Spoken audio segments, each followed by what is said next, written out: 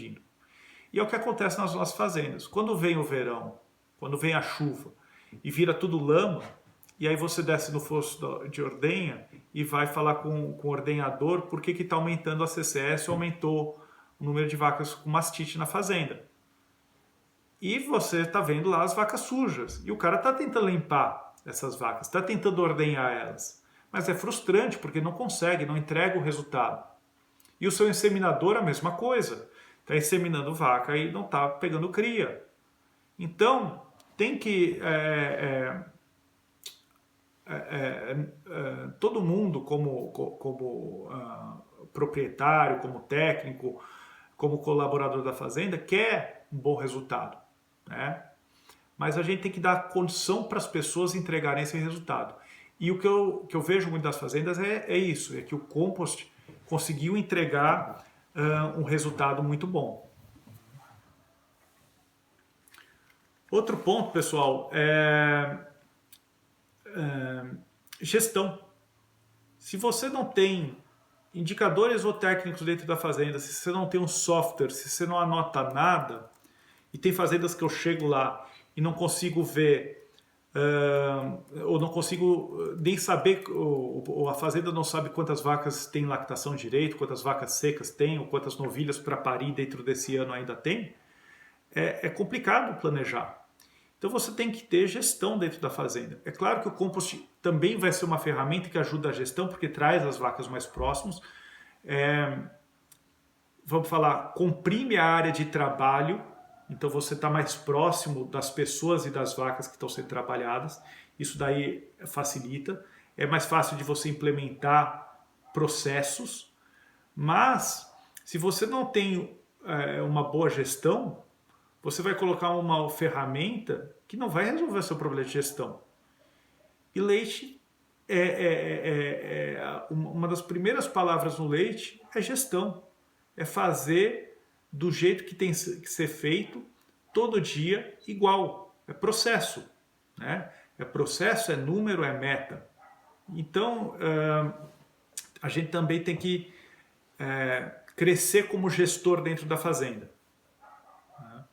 E eu vejo pessoas fazendo excelentes trabalhos de gestão, acho que tem melhorado demais, vejo técnicos muito focados nisso, mas tem ainda muito para crescer, né?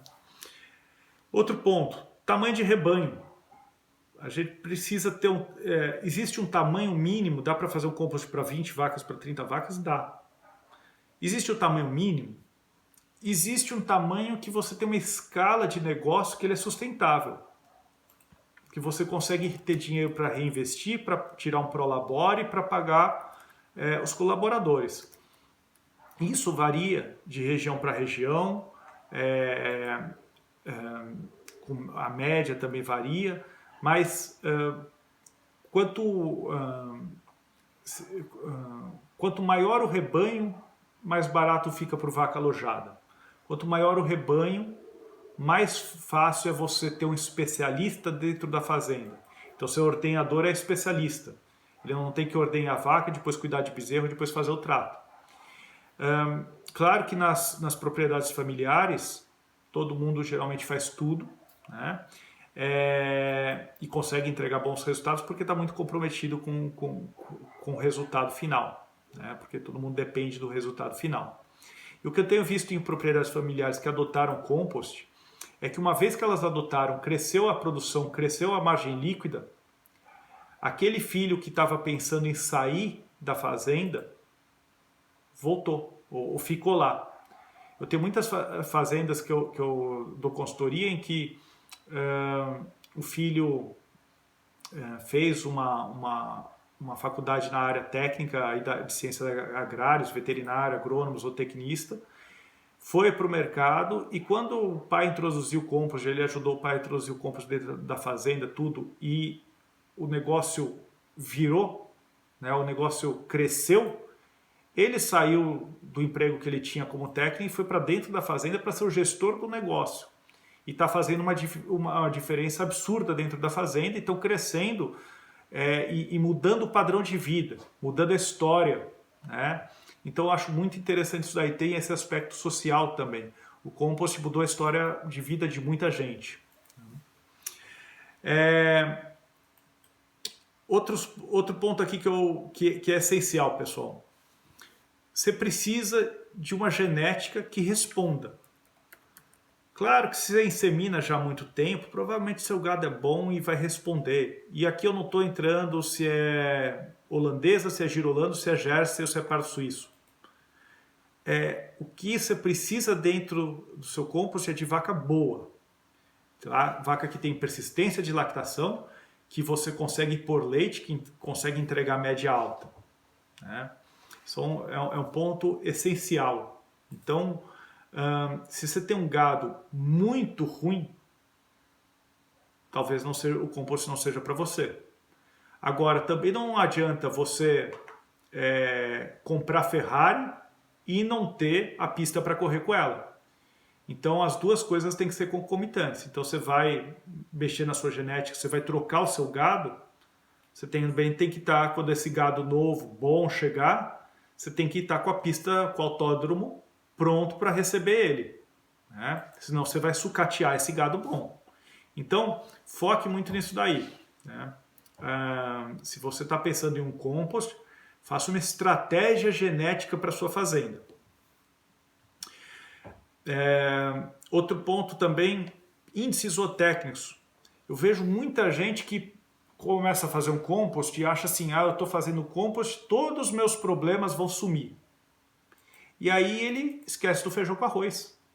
Esquece que ele tem que observar cio, que ele tem que inseminar a vaca, que ele tem que fazer casco, que ele tem que manter esses índices zootécnicos bons. Então não adianta você inaugurar seu compost e colocar a vaca lá dentro com 250, 300 dias de DEL, porque vai aumentar 1 litro de leite. Então, infelizmente, para uma fazenda de leite que já está rodando, você tem que ser capaz de trocar o pneu com o carro andando. Então, de estar lá construindo, muitas vezes eu sei que muito perto, dentro da própria área que as vacas ocupam, e você tem que dar conta de manter esses índices. Então, traça estratégias. Né? O que é essencial para quando essa estrutura estiver pronta, eu ter. Então, eu tenho que ter vaca com sanidade boa, tenho que ter índice zootécnico bom, foque nisso. Né? Então, sempre que eu faço minhas consultorias nas fazendas, eu gosto muito que o técnico que assiste a fazenda esteja lá.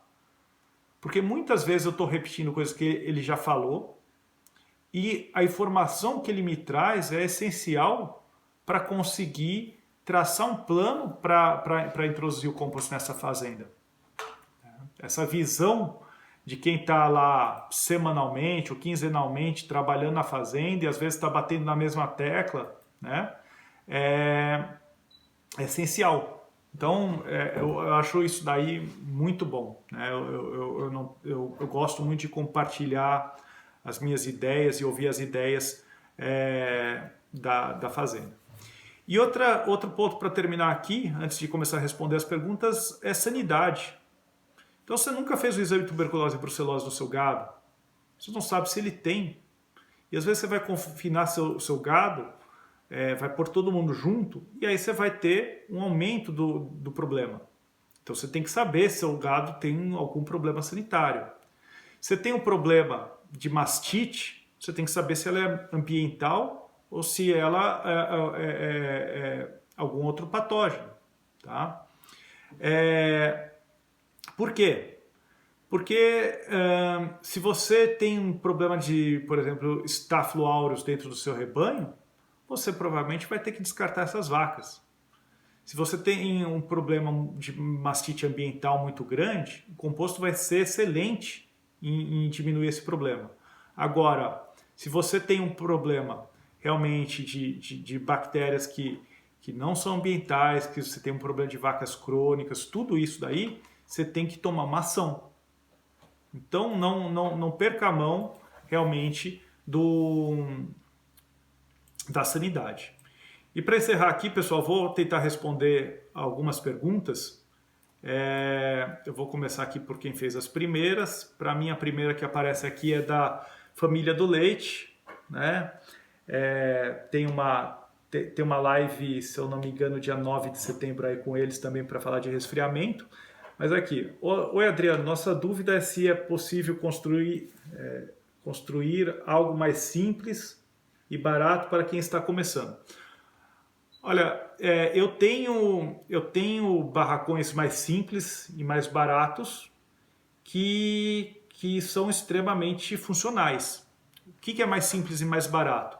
É um barracão que a gente fez com eucalipto, mas que mantém os vãos necessários, a quantidade de cama necessária para as vacas, que eu não tenho pilares atrapalhando a movimentação da vaca, né? Foi feito com mão de obra local e tudo isso. Então, é possível, é possível. É possível você aproveitar uma pista de alimentação? É possível, desde que ela seja boa para a vaca, desde que ela tenha um piso adequado para a vaca. Porque não adianta você fazer algo ruim e montar uma arapuca para sua vaca. Você tem que conservar. Nossa vaca é muito cara, pessoal. Nossa vaca vale muito dinheiro. Então a gente não pode sucatear a vaca. A vaca é quem põe comida na nossa mesa. Então a gente tem que dar importância para ela. Essa vaca tem que ser longeva dentro da fazenda. A nossa relação de troca de animal de descarte para uma vaca em produção é muito baixa, né? Então a gente tem que ter a gente tem que preservar esse nosso patrimônio. Então, é possível fazer algo mais barato? É. Agora, os melhores barracões e mais baratos que eu vi foram de gente que sabe comprar, né? Que sabe fazer negócio, que sabe ir lá, que sabe pechichar, que sabe a hora certa. Eu já vi barracões de pessoas que têm dinheiro que foram mal feitos, né? Então, é muito relativo isso. Outra pergunta aqui do Kleber. Boa noite. Qual o maior desafio esperado e qual a melhor estratégia para implantar um composto na região amazônica, onde é muito quente e úmido? Basicamente, na região amazônica, você tem que ficar preocupado durante as águas com a entrada de chuva, então beiral, né? Beiral alto, e a estratégia de resfriamento. Então você tem que resfriar as vacas. Todo o Brasil você tem que resfriar as vacas, tá? Na imensa maioria o ano inteiro. Na região sul, realmente só no verão. Mas na região amazônica o desafio é alto. Alto THI, muita umidade, a temperatura elevada, e com isso daí você vai ter que resfriar as vacas aí por volta de 6, 7 vezes por dia, dependendo do nível de produção delas, tá? Então é muito importante pensar em toda a logística de resfriamento desses animais, fazer o resfriamento começando obviamente pela sala de espera, depois linha de coxo, mas o resfriamento tem que ser bem feito. Se bem feito, ele agrega demais. Se você não souber o que você está fazendo, você gasta e não tem resultado, o que é o pior dos mundos. Então, foque em fazer um bom resfriamento, né? Outra pergunta aqui.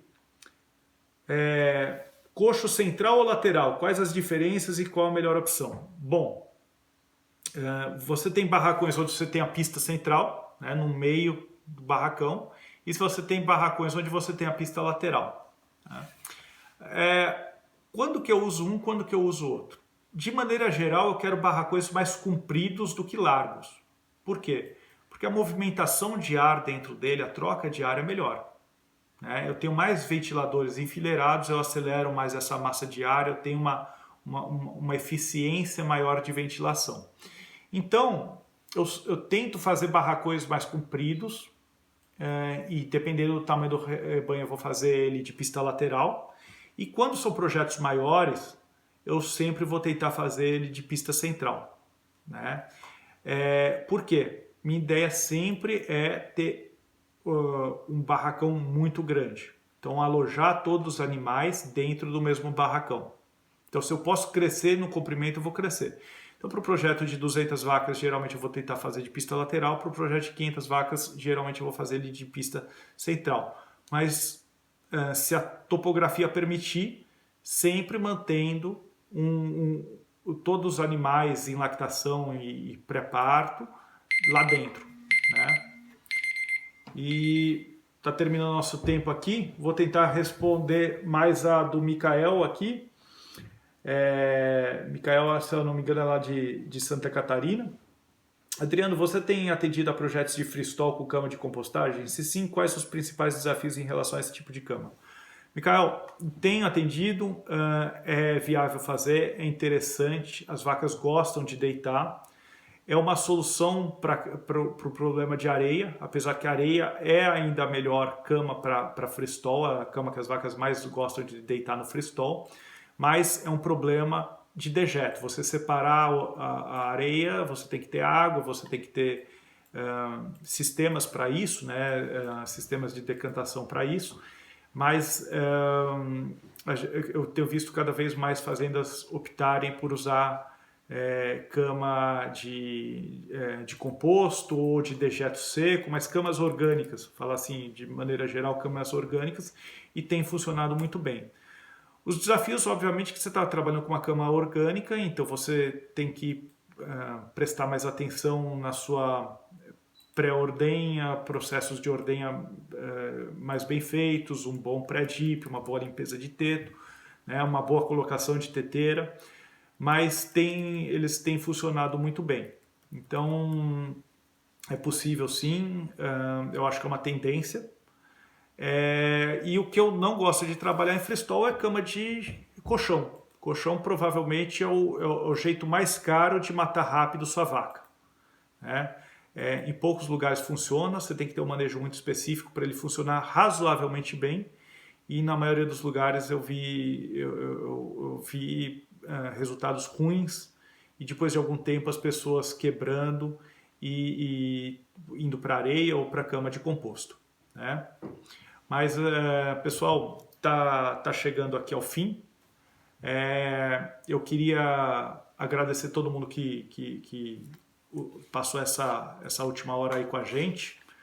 Sexta-feira, eu sei que é dia de ficar com a família, dar uma relaxada, mas eu espero que tenha agregado aí para vocês, né? Essa live aqui vai ficar gravada no YouTube, então se vocês têm alguém que queria ver e não conseguiu, vai poder ver lá. Também vai ter no Facebook e pode acessar o conteúdo. Eu vou fazer bem mais outras lives falando, né, sobre isso daí. Queria que vocês fossem lá no canal, se inscrevessem. A gente conta com a participação de vocês aí para continuar a fazer isso daqui, levar esse conteúdo de qualidade. E mais uma vez, pessoal, obrigado por tudo. Tem aí um monte de gente que eu conheço nessa live que acreditou lá em 2011, 2012, quando a gente começou o trabalho, quando eu trouxe o composto para o Brasil, tá desde lá comigo. Então agradeço a esse pessoal que confiou. E brigadão, pessoal. Uma boa noite para vocês. Vamos lá relaxar, tomar nossa cerveja, que também a gente é filho de Deus. Um abração e tchau, tchau.